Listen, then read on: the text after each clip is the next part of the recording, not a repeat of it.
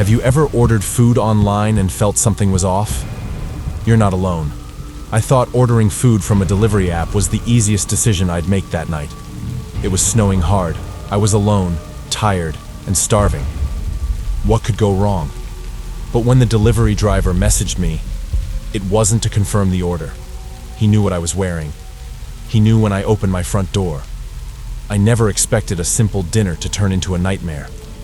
And when I found footprints circling my house the next morning, I realized he had never left. What would you do if someone was outside, watching and waiting? Tonight, we're diving into true delivery apps horror stories that actually happened. So stick close and keep watching till the end to find out what happened, before it was too late. But before we start, make sure to subscribe or follow so you never miss any new chilling releases. If you're enjoying the content, hit like, drop a comment, and share this video. Let's see how many of you truly love this kind of episodes. But there's a little twist. One of the stories you're about to hear isn't real. It was completely made up. Watch till the end, try to guess which one, and leave your guess in the comments. Thank you for being part of this journey with me. And now, let's dive into the darkness together.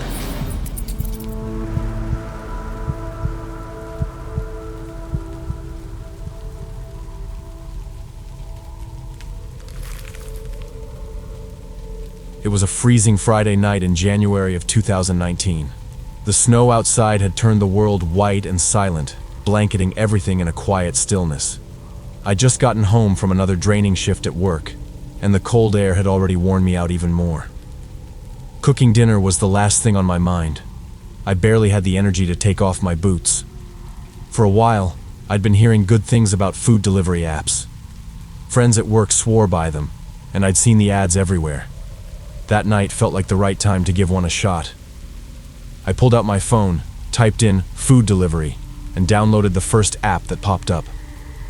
After a quick sign-up and a scroll through the options, I ordered from a nearby burger place. With dinner on its way, I flipped on Netflix and curled up under a blanket, letting the glow of the TV and the hiss of the radiator lull me into a state of cozy numbness. The app estimated the food would be there in about 20 minutes. But considering the snow was still falling hard and the roads were probably icy, I figured it'd take at least twice that long. No big deal. I was warm, entertained, and most importantly, not cooking. Eventually, though, enough time passed that I started getting annoyed. It had to have been over an hour. I reached for my phone to cancel the order when a message popped up from the driver. "Can't find your place. What's your personal number?" I paused. I'd literally just signed up for this app, so I didn't know if this was normal or not. I figured maybe the in-app chat wasn't working, or maybe he needed to call me for directions. Against my better judgment, I sent him my number. About 10 minutes later, I got a text, not a call, like I expected. "I'll be there in 10 minutes with your food." Odd. If he needed my number to get directions, why was he texting instead of calling? It felt off. But again, I tried not to overthink it. Maybe he just preferred texting. Right around when he said he'd arrive, another message came in. "Left the bag at your door." I got up, opened the door, and there it was. My food, steaming through the thin bag, sitting perfectly on the mat. I picked it up, looked around, but saw no sign of the driver. I texted back a quick, "Thanks," and went back inside, ready to forget about it and enjoy dinner. Midnight rolled around, and I was still up, flipping between shows. That's when I got another text, from the same number. "I really liked your sweatshirt." I froze. What? That meant he hadn't just dropped off the food and left. He stayed. He watched. Maybe from the sidewalk. Maybe from my yard. My stomach twisted. Trying to keep calm, I texted back something nonchalant. "Haha, thanks, it's warm." He responded almost immediately. "How's your night going? What are you watching? What kind of shows do you like?" Each text came one after the other, like a slow tap-tap-tap of unease against my chest. It was casual on the surface, but something about it felt wrong. It was like he was trying to keep a conversation alive that shouldn't be happening. I stopped replying. Eventually, I muted the notifications and went to bed. I figured I'd deal with it in the morning. That next morning, though, I woke up to 22 text messages and 7 missed calls, all from that same number. My heart dropped. The last text came at 3:12 a.m. It read, "I'm outside your house," followed by another, "I can't see anything through your window. It's too dark." I leapt out of bed and went straight to the window. The snow was still falling lightly, but the prints were clear. Footprints. Not just leading to the door. They wrapped around the side of the house, across the front, around the back. Someone had been circling my home. My home. This wasn't some random text spammer or creepy online troll. This was someone who had stood in the freezing cold, in the dark, pacing around my house and watching my windows. I don't know how long he stayed out there. I don't want to know. I reported the number to the app. Never heard back. I also filed a police report, but without an exact name. All they could do was log it as suspicious activity. The app wouldn't provide the driver's full details due to privacy policies. A few days later, I packed everything I could into my car and moved into a small apartment across town. Changed my number, deleted the app. I haven't used any delivery service since. I cook for myself now, every single night, even when I'm dead tired.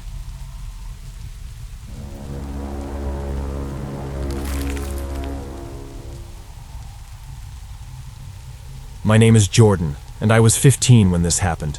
My family and I lived in a quiet, wooded town just outside of Richmond, Virginia. I went to a small private school not far from home. I wasn't what you'd call popular, just one of those kids who stayed out of the spotlight. I had a few buddies, but only 2 real friends, the kind who stuck by me no matter what: Eli and Marcus. Every Friday, we rotated between our houses to hang out, play games, binge shows, and just escape school life for a bit. That night, it was my turn to host. My parents had flown out of town for a weekend real estate conference, and like any typical teenager left home alone, I decided it was the perfect opportunity to invite the guys over. Nothing crazy. We were planning movies, snacks, and maybe sneaking a sip or two of my dad's liquor stash from his bedroom closet. Our night started out just like any other. We played some PlayStation, raided the kitchen, and threw on the latest season of Stranger Things, which we'd all been dying to catch up on. And of course, my dog Jasper was with us the whole time. Our 4-legged goofball of a Belgian Malinois, who acted more like a teddy bear than a guard dog.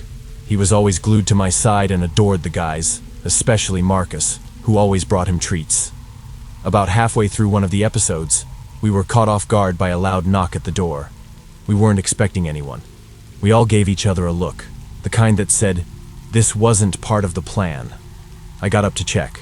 When I opened the door, a man dressed in a pizza delivery uniform stood there holding a single large pizza box. He smiled casually and said, "Large pepperoni, already paid for online." The 3 of us stared at each other in total confusion. None of us had ordered a pizza, but we were also hungry teenagers, and the smell of fresh pepperoni hit us like a freight train. We figured maybe one of us accidentally placed an order earlier and forgot. But of course, Eli, being the moral compass of the group, pointed out that if it wasn't ours, we probably shouldn't just eat it. He convinced us to call the local Pizza Land, which was the closest chain to our neighborhood. We gave them our address and explained the situation. After a minute of checking, they told us they hadn't made any deliveries to our area that day at all, and actually, our neighborhood barely even fell within their service range. That's when the mood shifted a bit, from curious to cautious. We double-checked that the box had their branding. It did. Same logo, same box design. The girl on the phone said she'd ask around and call us back if they figured anything out. And if they didn't, we could eat it. About 10 minutes passed. We waited, got a little bored, so we figured we'd just snack on chips while the show finished up. But when we walked back into the kitchen, Jasper had already gotten into the pizza. He must have snuck his head up onto the table and pulled it down, because when we saw him, the box was open on the floor and half the pizza was already gone. The sight of him happily licking his chops almost made us laugh, until it hit us. If this pizza was truly from some random stranger, this might not be just a funny mistake. Still, we didn't want to panic over nothing. Marcus threw the remaining slices in the trash, and we went back to finish the episode.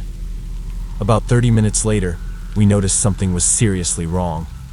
Jasper had gone from trotting around the room to whimpering in the corner. He stumbled when he tried to stand. His back legs gave out. He looked confused, like he didn't know where he was. The light in his eyes dulled. We rushed to him and saw that he was shaking. Panic set in fast. We knew we didn't have time to wait for answers. I grabbed my phone and found the nearest 24-hour animal emergency clinic, which thankfully wasn't far, maybe 10 minutes. We carried Jasper to the back seat, and I drove like my life depended on it. When we arrived, the vet techs pulled him inside immediately. I paced the waiting room, cold sweat sticking to my back, while Eli and Marcus tried to calm me down. Not long after, the vet came out and asked what Jasper had eaten. We told her about the pizza. Her face shifted from polite concern to serious worry. After running tests, she came back with results that turned our blood cold. Traces of strychnine were found in his system. If you don't know, strychnine is a deadly poison, mainly used for killing rodents. It's colorless, nearly tasteless when masked with food, and lethal within minutes in the wrong dose. The vet said the cheese on the pizza had likely been laced with it. Had Jasper not gotten treatment when he did, he would have died within the hour. She said if we'd waited just 10 more minutes, he likely wouldn't have made it. My parents flew back immediately after I called them. The police were already involved by the time they landed. We filed a full report, described everything we could remember, including the delivery guy's uniform, his voice, even the kind of car he was driving. But it wasn't enough. He looked normal, like every other pizza guy you've ever seen. No surveillance footage, no confirmed vehicle match, no other reports of fake deliveries in the area. Nothing. It was like he vanished into thin air. The only thing that gave me comfort was knowing that Jasper survived. He spent 3 days in recovery and came home wagging his tail like nothing had happened. But the whole ordeal stuck with me. Still does. I can't stop thinking, what if Jasper hadn't gotten to that pizza first? We probably would have eaten it. We might not be here. So take this advice seriously. If you ever get food delivered to your house that you didn't order, don't eat it. Call the restaurant. Check it out. Because it could be a harmless mix-up, or something a lot more sinister.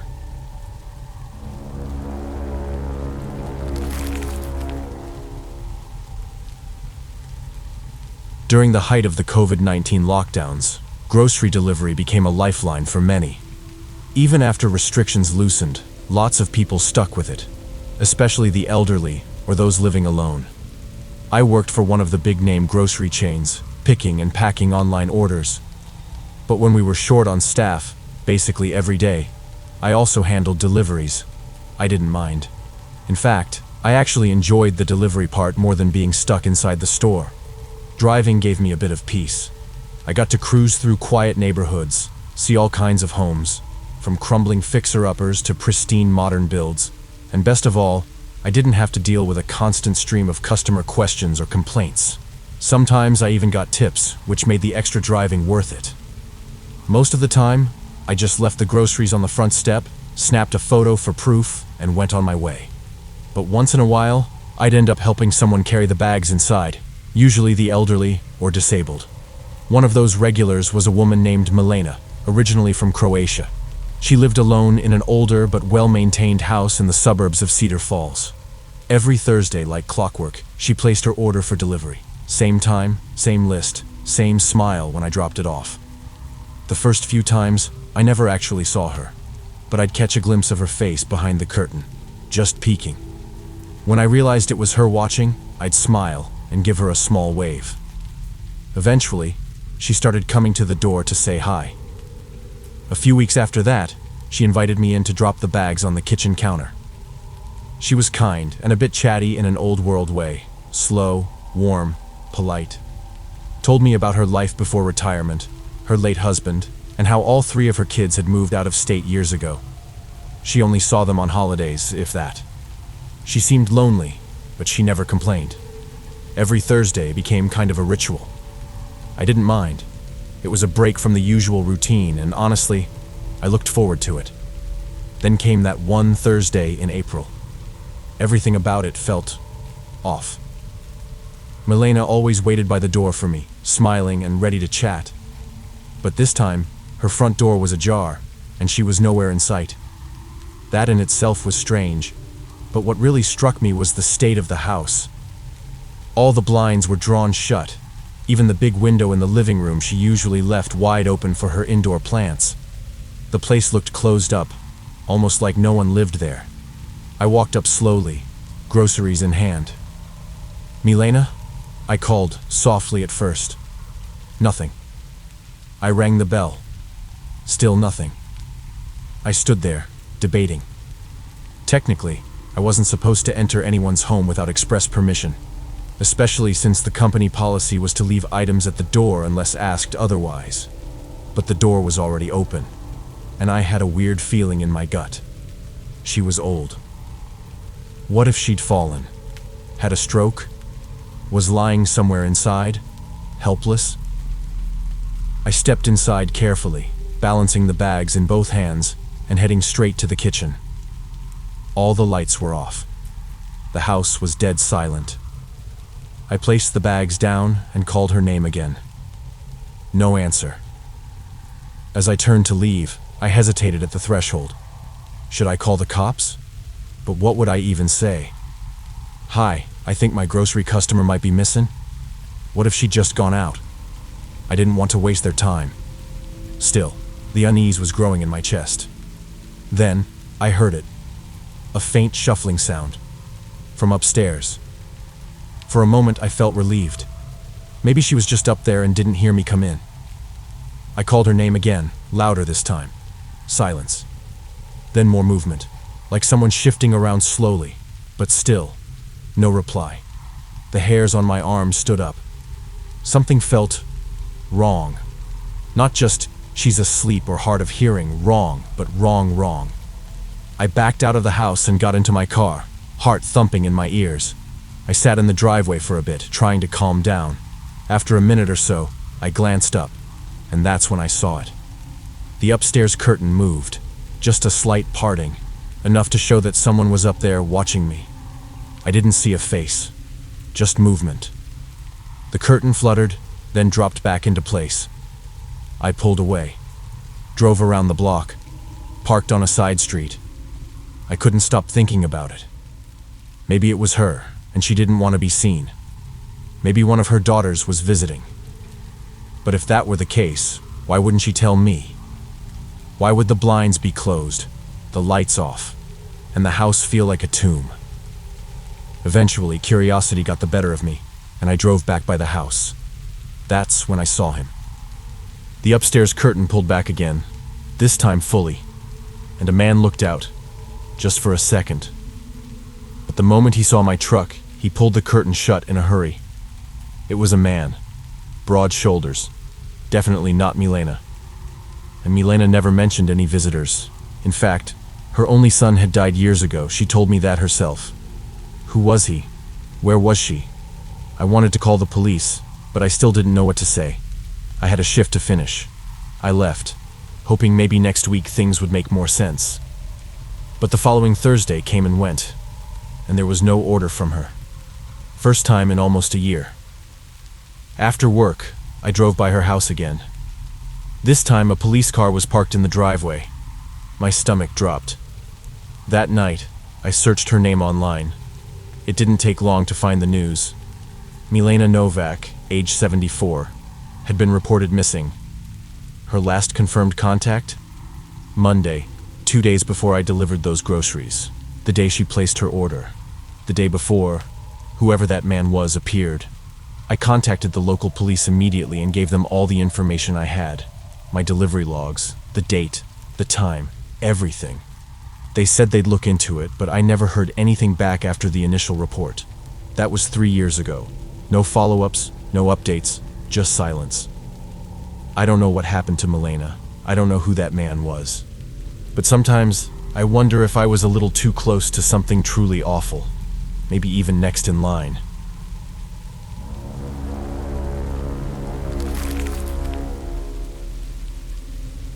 If you've made it to the end of this video, let me know in the comments which story creeped you out the most, and if you could survive only one of them, which one would it be?